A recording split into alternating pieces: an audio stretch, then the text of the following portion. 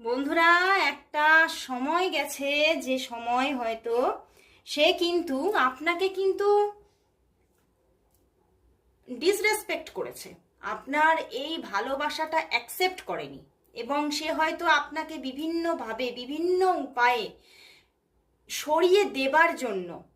অনেক রকমের কৌশল নিয়েছে। কারণ সে এই সম্পর্কটাকে অ্যাকসেপ্ট করতে চায়নি একটা সময়, এবং সে কিন্তু এই সম্পর্কটাকে আস্তে আস্তে কিন্তু একটা সময়ে গেছে যে সময় পুরোপুরি শেষ করে দিয়ে সে কিন্তু বেরিয়ে গিয়েছিল, তাই না? এই সম্পর্কের মধ্যে কিন্তু ভীষণ একটা প্রবলেমেটিক সিচুয়েশন দেখাচ্ছে, বাট এই যে কাজটি উনি করেছিলেন তা থেকে কিন্তু আজ উনি নিজে হার্ট হচ্ছেন